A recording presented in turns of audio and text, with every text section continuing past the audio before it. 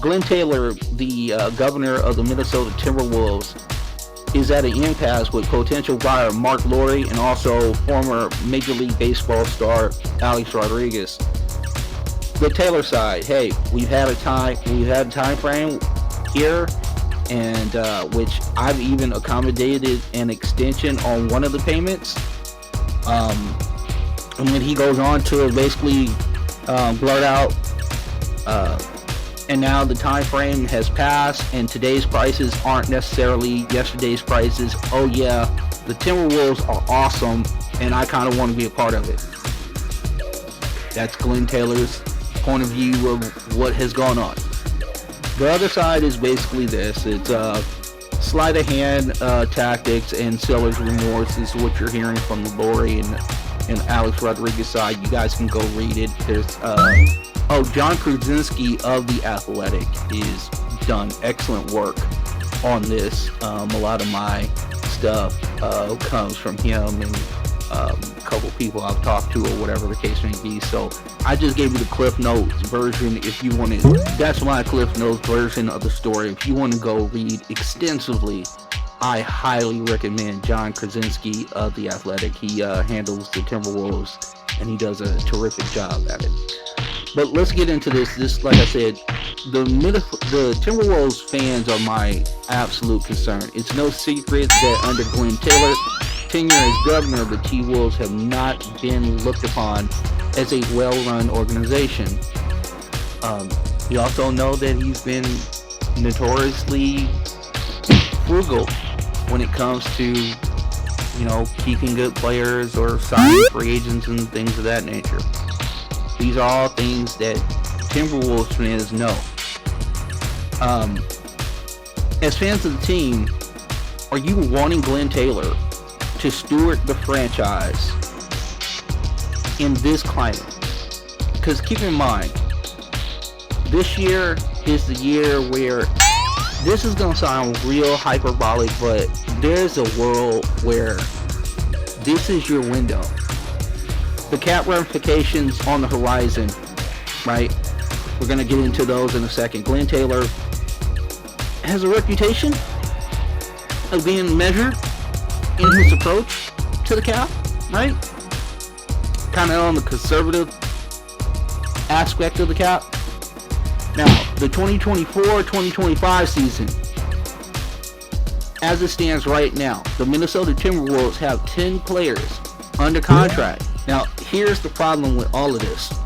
Those 10 guys add up to about $184 million. The problem with that is that means that you are already at the first apron. And you don't have a full roster. You are 5 players short. Which means by the time you get fully rostered, you, the Minnesota Timberwolves, will be at the second apron. And that's where all hell breaks loose, ladies and gentlemen. That's where draft picks get frozen. You can no longer go on to the buyout market. You are limited in your veteran minimum players that you can get. You can only get a specific type. They cannot have made like $12 to $13 million last year. So, with all that being said, the Timberwolves, again, are sure to be over the second apron. My question is, with this being the most important offseason looming, how confident are Minnesota Timberwolves fans in Taylor's stewardship? Well, the moves that were made by Tim Connelly, the new player executive that came over from Denver, by the way, Tim Connelly, think about that.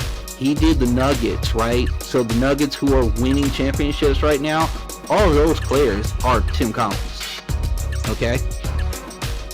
Now you have the Minnesota Timberwolves made that real savvy trade in the middle of the year and basically fleeced the Lakers out of Mike Conley Jr. And Lakers had to take D'Angelo Russell, which I know Minnesota Timberwolves fans are extremely excited about, because I know your frustration with D'Lo. as a Laker fan, I know your frustration. So these moves were made under Connolly's stewardship of the franchise as the player exec. Now, here's the thing. With great confidence, I can say this, that Lori spearheaded that aggressive move. The subsequent spending afterwards, that was Lori. So, if for some reason Glenn Taylor is taking back over this team, and we know what the history shows us of what Glenn Taylor has been when he is really the sole proprietor of the Minnesota Timberwolves, what confidence do you have that your team is going to look anywhere to a close facsimile of what it looks like this year? Hence why I said that your window might be only this year.